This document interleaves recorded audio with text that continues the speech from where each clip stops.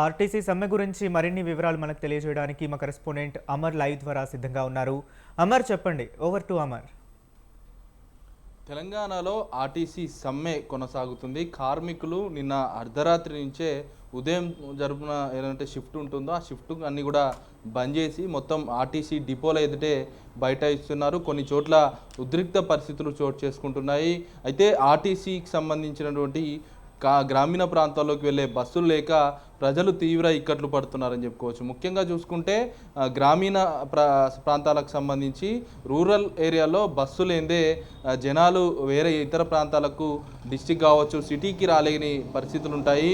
ఈ నేపథ్యంలో ప్రైవేటు వాహనాలను అందరూ ఆశ్రయిస్తున్నారు. ఇటు ఆటోలు కూడా ఆర్టీసీ సమ్మె నేపథ్యంలో ఆటోలు కావచ్చు ప్రైవేట్ వాహనాలు కూడా డబ్బులు ఎక్కువగా డిమాండ్ చేస్తున్న పరిస్థితులు అయితే ఉన్నాయి. అయితే సాధారణంగా టికెట్ ధర కంటే రెట్టింపు ధరను ప్రైవేట్ వాహనాలు వసూలు చేస్తున్నట్లుగా తెలిసింది. ఇప్పటికే ప్రైవేట్ వాహనాలకు సంబంధించి డబ్బులు ఎక్కువగా వసూలు చేస్తే కఠిన చర్యలు తీసుకుంటామని ఒకవైపు ప్రభుత్వం చెప్తా ఉంది. అయితే ఆర్టీసీకి సంబంధించినటువంటి ముఖ్యంగా చూసుకుంటే ఇప్పటికే ఒకవైపు సమ్మెకు పిలుపునివ్వడం, సమ్మెను కొనసాగుతుండగానే ఇటు ఆ ప్రైవేట్ వాహనాలకు సంబంధించినటువంటి సర్దుబాటు ప్రక్రియలో ప్రభుత్వం ఉందని చెప్పుకోవచ్చు. ఆ కింది స్థాయి ట్రాన్స్పోర్ట్ అధికారులకు కొన్ని సూచనలు కూడా చేయడం జరిగింది. ప్రైవేట్ కావచ్చు, ట్రావెల్ బస్సులు, ఇటు స్కూల్ బస్సులు సమ్మర్ కావడంతో ఇటు స్కూల్కి సంబంధించి వేసవి సెలవులు ఇస్తారు. ఆ స్కూల్ బస్సులు కూడా ఖాళీగా ఉంటాయి కాబట్టి వాటిని అన్నింటినీ కూడా లెక్క వేసుకొని స్టేజ్ ఫేర్ విధానంలో వారికి డబ్బులు చెల్లించే విధానం సంబంధించి ప్రస్తుతం ప్రభుత్వం ఆలోచనలో ఉంది. ఇదే కాకుండా ప్రస్తుతం ఉన్నటువంటి 3,500కు పైగా హైరింగ్ బస్సెస్ ఉన్నాయి. ప్రైవేట్ బస్సులకు సంబంధించి ఇందులో ఎలక్ట్రిక్ వాహనాలు కూడా ఉన్నాయి. కామన్గా ఎలక్ట్రిక్ వాహనాలు ఇప్పుడు ఆర్టీసీకి సంబంధం లేకుండా ప్రైవేట్ డ్రైవర్లే మెయింటైన్ చేస్తున్నారు. టికెట్లు కొట్టడానికి మాత్రమే ప్రభుత్వానికి సంబంధించినటువంటి కండక్టర్లు ఉంటారు. కానీ ఇప్పుడు ఉన్నటువంటి ఆర్టీసీ సంబంధం లేదు, ఆ కార్మికులకు సంబంధం లేదు కాబట్టి ఉన్నటువంటి ప్రైవేట్ సిబ్బందే కొంత టికెట్స్ కొడుతున్నారు, కొంతమంది టికెట్స్ కొట్టలేకపోతున్నారు.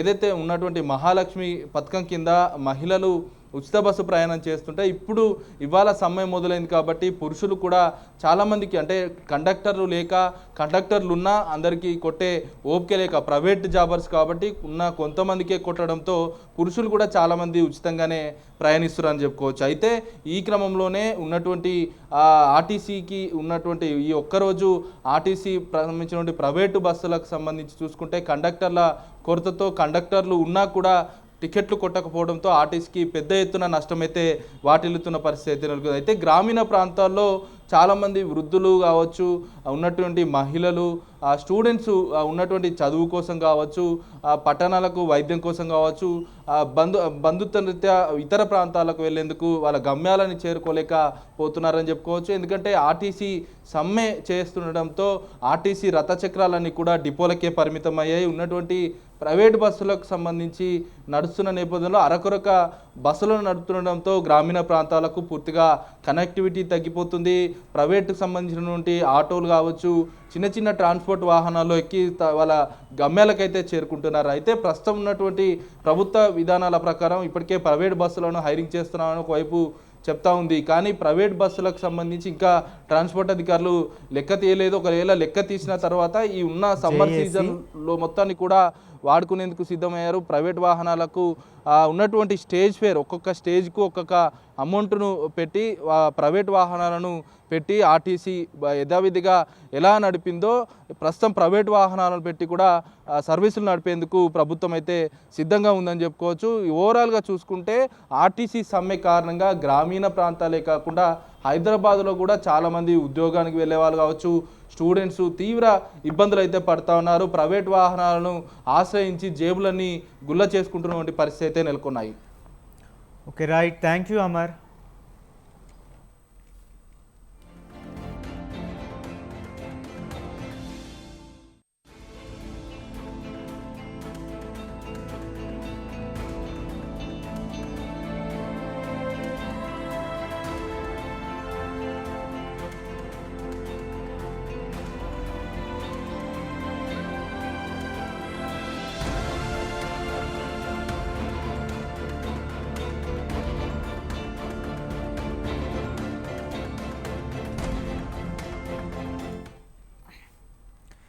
తెలంగాణ వ్యాప్తంగా ఆర్టీసీ సమ్మె సెగ రాజుకుంది. 32 ప్రధాన డిమాండ్ల సాధన కోసం కార్మిక సంఘాలు ఇచ్చిన పిలుపుతో అర్ధరాత్రి నుంచి రాష్ట్ర వ్యాప్తంగా బస్సులు డిపోలకే పరిమితమయ్యాయి.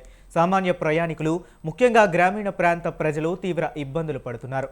ప్రభుత్వం, కార్మిక సంఘాల మధ్య చర్చలు విఫలం కావడంతో ఈ ప్రతిష్టంభన ఏర్పడింది. ఇక ఇదే అంశం గురించి మరింత సమాచారం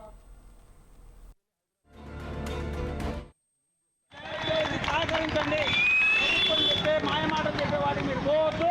కాంట్రాక్ట్ చెప్పే మాటలు కూడా మీరు